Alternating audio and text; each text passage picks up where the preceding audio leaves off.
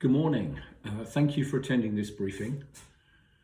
You're probably aware that once I set a date, unless it's an emergency, I'll always keep that date in the diary. It never changes.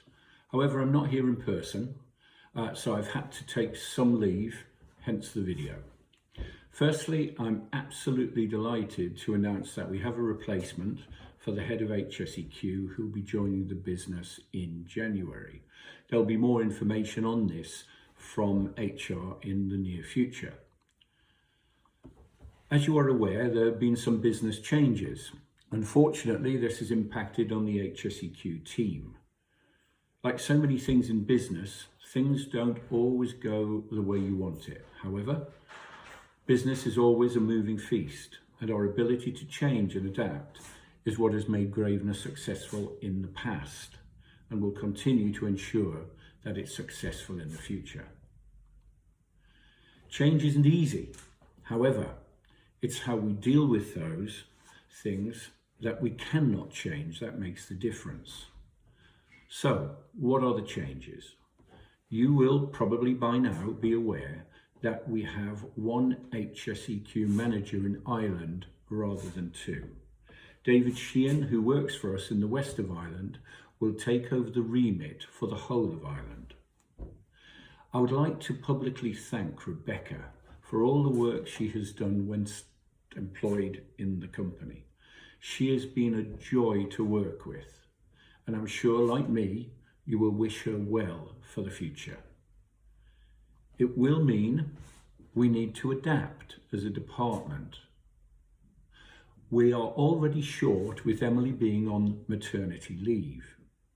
And this reduction will mean that I have no alternative but to make some changes in the way we operate in order to ensure that we can offer services across the business. I'm going to list those changes for you and what I've tried to do to mitigate the reduction in staff. In order to ensure we can answer requests, what you will find is you could be answered by any member of the team, whether they're based in Ireland or in the UK.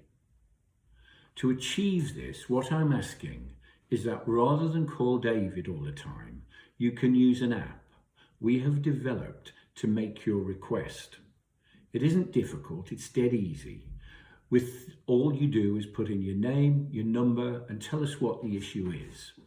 That will then be picked up by the entire team, and then whoever can deal with it will come back to you as soon as possible. But it'll also allow us to look at the requests and make a decision on which ones are more critical. I'm going to put this into place with immediate effect and would ask that you use it. If we don't need it as we move forward, then quite simply I will delete it. But in the meantime, I would ask you to use the app. This will help us. You will receive a link to be able to put this as an icon on your phones. And James is going to be sending this out immediately after this meeting. There are a number of projects underway with L&D for both the cleaning and security divisions. These projects will be taken over by David, and we intend to move these forward. However, it may be that the dates need to move out in order to meet the resource we currently have. Other areas will need to sit with other departments. Following a discussion with Bernard Mason and Ansi and Keith Evans, I'm delighted to say that we're improving the information that you get in relation to the people who have completed e-learning. Ansi and her team will review the number of new employees coming into the business against the e-learning data. This will be done on a weekly basis. That will then be sent out to the operational management. That will allow you to see which of your staff have completed the course and which ones you need to talk to. This is really important from a claims defensibility, but also to ensure that they understand the safe methods of work that we've put into place. I spoke last month about the changes we're making to the site safety manual and other paperwork that relates to it. I have met with representatives from both Ireland and the UK. There will be one change on the poster I mentioned, and that will be we will add a QR code, which will take staff immediately through to the e-learning courses they need to complete. I know this happens on Welcome to Grosvenor, but if they don't do it on Welcome to Grosvenor, this will be a reminder for them, but it will also be when you visit. If they haven't done it, you can say click on here and it will take them through to the courses. It's a far better solution than we've ever had. I will update you on the date we're implementing the changes, but at the moment, this is being slowed down by the work that needs to be completed on the internet.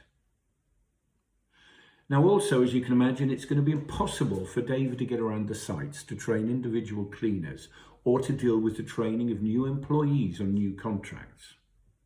There has been a discussion with Kieran and Bernard in Ireland, and I'm sure that you have already been updated on the outcome.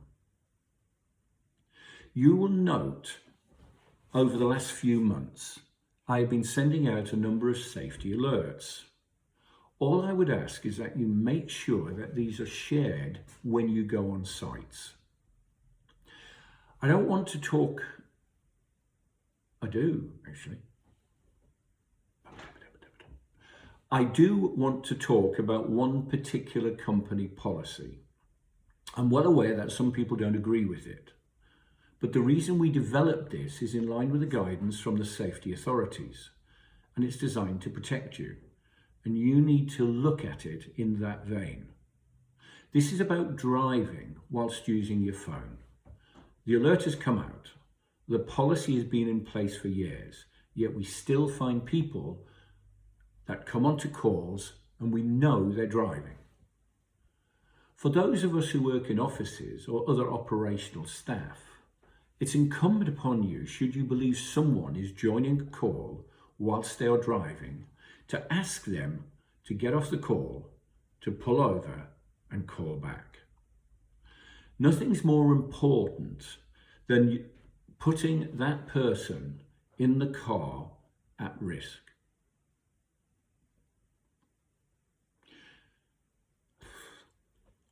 Nothing's that important that you put the person in the car at risk. We're coming into a period of inclement weather when visibility is reduced. The roads are dark, they're wet, and therefore the braking distances become less.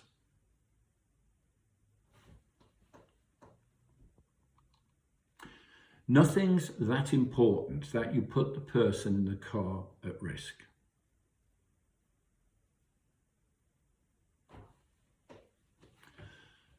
Nothing's that important that you put the person in the car at risk. Especially now we're coming into the winter. The weather is inclement. Visibility is reduced. The evenings are darker. The roads are wet, therefore your braking distances become more. As we go further into the winter, there's a concern of ice on the roads, which again, if you're distracted, could result in an injury to yourself or others.